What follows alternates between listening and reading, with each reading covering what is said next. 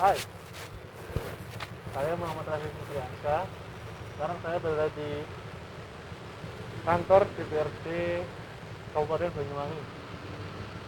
Yuk, sekarang kita lihat di balik pintu DPRD Banyuwangi.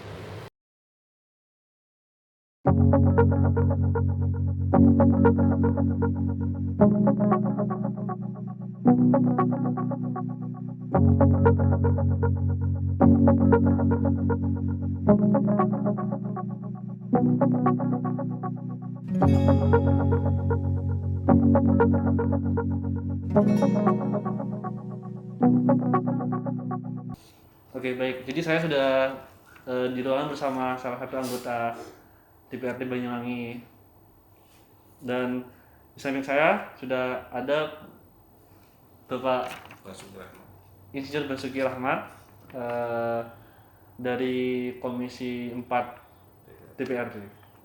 Sebelumnya mohon maaf ya, Bapak, mengganggu sebentar waktunya untuk saya lakukan sesi wawancara. Oke, jadi gini Pak,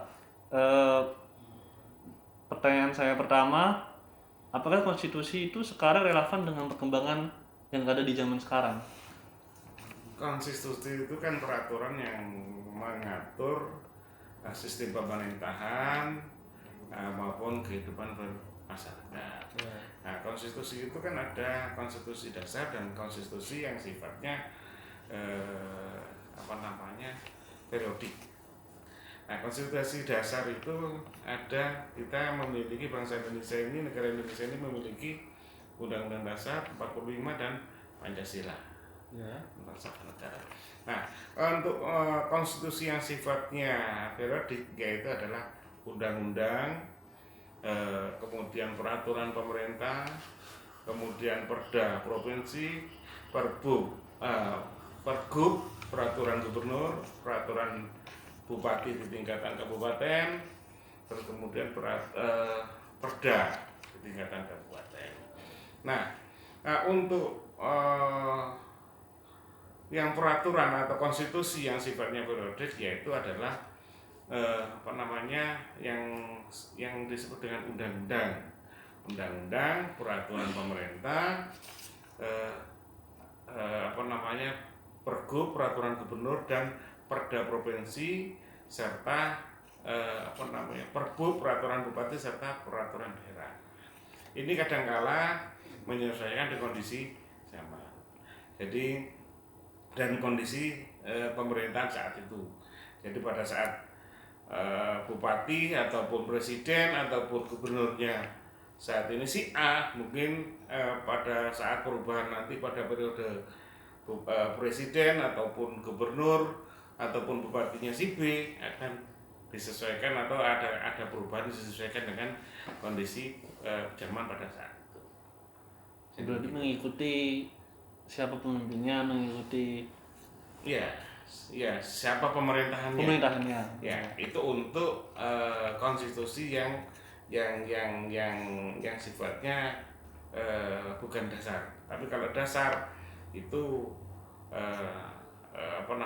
tidak berubah, karena itu merupakan dasar sistem pemerintahan kita, seperti kayak Undang-Undang Dasar dan Pancasila. Oke, baik. Selanjutnya ya Pak ya, DPRD ini adalah satu perwakilan rakyat. Jadi apakah suara yang sudah diambil oleh DPRD itu apakah sudah bisa mewakili suara dari rakyat itu sendiri, dan sekiranya bagaimana masyarakat itu bisa mengerti gitu. Ya. Jadi tugas DPRD sebagai wakil rakyat itu punya fungsi satu sebagai legislator. Legislator itu adalah membuat undang-undang ataupun peraturan daerah. Terus yang kedua sebagai budgeting, penganggaran. Terus yang ketiga sebagai supervisi, pengawasan. Nah, pada saat kita bertugas atau berfungsi sebagai lembaga legislator, pembuat perda, maka kita dalam proses penyusunan perda, pembahasan perda dengan pemerintah daerah ini memasukkan muatan-muatan lokal, yaitu suara rakyat yang mungkin menjadi konstituen kita, sehingga muatan-muatan lokal yang ada di masyarakat yang itu kita ambil pada saat anggota DPRD melakukan reses atau pada saat kita berinteraksi dengan masyarakat, itu muatan-muatan lokal itu kita serap dan kita masukkan dalam proses penyusunan perda. Itu yang pertama. Kalau ditanya dengan fungsi sebagai legislator, kaitannya dengan fungsi budgeting, untuk penganggaran, proses penganggaran yang di RAPBD yang disusun oleh pemerintah daerah maupun usulan dari pokok-pokok pikiran anggota DPRD itu kita bahas, kita sesuaikan juga dengan muatan lokal, yaitu serap aspirasi masyarakat. Sehingga yang ketiga kaitannya dengan pengawasan. Pengawasan pun juga kita sesuaikan dengan aspirasi yang kita serap dari masyarakat. Sehingga idealnya sebenarnya segala yang disuarakan oleh wakil rakyat itu merupakan serap aspirasi masyarakat. Jadi semacam itu. Berarti seperti kayak festival-festival yang banyak itu yang budgetingnya DPRD apa gimana? Seperti kayak ada festival Banyuwangi ini, festival tahunan. Iya. Nah, itu budgetingnya yang mengatur pemerintah dari DPRD atau? Ya, jadi untuk festival Banyuwangi Festival itu memang rencana atau penganggarannya itu dilakukan oleh pemerintah Kabupaten Banyuwangi. Nah, cuman sebelum itu dilaksanakan kan harus mendapatkan persetujuan dari lembaga legislatif, termasuk anggota DPRD ini, melalui sidang pembahasan di Badan Anggaran. Ketika itu memang dianggap sebagai program unggulan dari pemerintah daerah dan sebagian besar anggota DPRD yang di tingkatan kabupaten itu berjumlah 50 setuju, maka itu penganggaran akan disetujui dan untuk dilaksanakan. Dan saat melakukan proses penyusunan perda, jika ada, itu apa saja hambatannya dan gimana cara mengatasinya? Ya, dalam proses penyusunan perda itu kan ada dua asal usul perda itu ada dua, yaitu yang pertama perda yang diusulkan oleh eksekutif, yaitu pemerintah daerah, dan perda inisiatif. Perda inisiatif itu adalah peraturan daerah yang diusulkan oleh anggota DPRD itu sendiri. Nah, dalam proses pembahasannya itu sudah harus dilengkapi dengan naskah akademik. Artinya apa? Perda-perda itu sudah punya dasar untuk bisa dibahas dan dilaksanakan nantinya setelah disahkan. Nah, dalam proses pembahasan ini kita harus memahami bahwasanya perda ini harus punya cantolan hukumnya. Jadi tidak boleh perda itu menabrak peraturan yang sudah ada atau peraturan yang ada di atasnya. Peraturan yang ada di atasnya itu apa? Yaitu perda provinsi, kemudian pergub, undang-undang, dan peraturan pemerintah ataupun perpres. Jadi perpres atau peraturan pemerintah, undang-undang, terus kemudian perda provinsi ataupun pergub, ini tidak boleh dilanggar oleh perda yang kita bahas itu. Nah, kalau dengan pergub ini harus selaras, artinya tidak boleh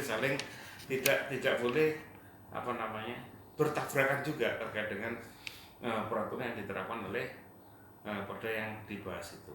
Nah, kendalanya kadang-kala perda yang kita bahas itu tidak punya cantolan hukum, perda atau peraturan yang di atasnya. Contoh di peraturan pemerintah tidak diatur di undang-undang tidak diatur. Nah ini untuk menyusun perda yang catatan hukumnya tidak ada itu yang kadang-kala itu menjadi kendala. Jadi contoh kita akan membuat peraturan terkait dengan pengelolaan ternak semua. Nah ini kan harusnya ada catatan hukum dalam bentuk perpres atau pergub ataupun peraturan pemerintah yang mengatur terkait dengan bagaimana pengelolaan terkait dengan ternak. Kalau itu tidak diatur, maka kendala cantolan hukumnya yang kadang-kala itu yang membuat perda itu tidak bisa dibahas ataupun tidak bisa disahkan menjadi peraturan daerah. Semacam. Lalu proses mekanisme pembentukan perda itu oleh DPRD itu seperti apa?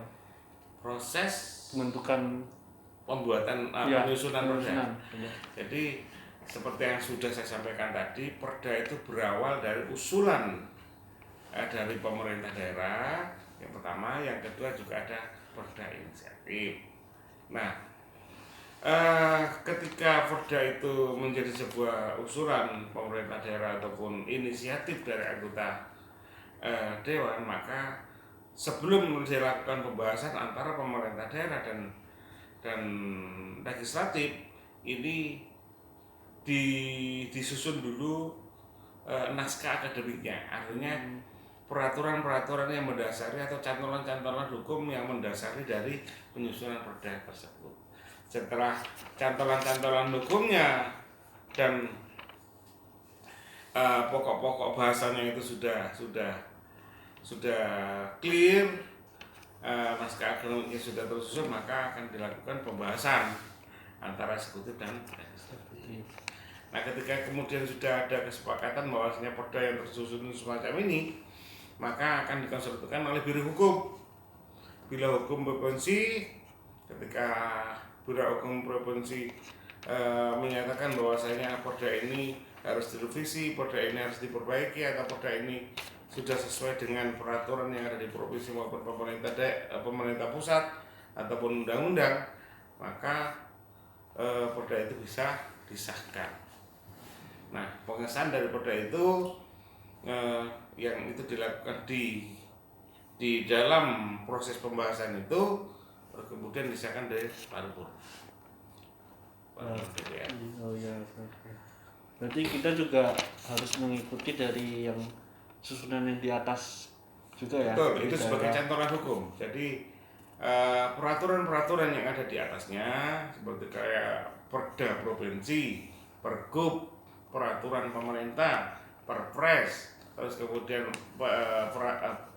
perundang-undangan, ini merupakan cantolan-cantolan hukum untuk penyusunan perda di tingkatan kabupaten.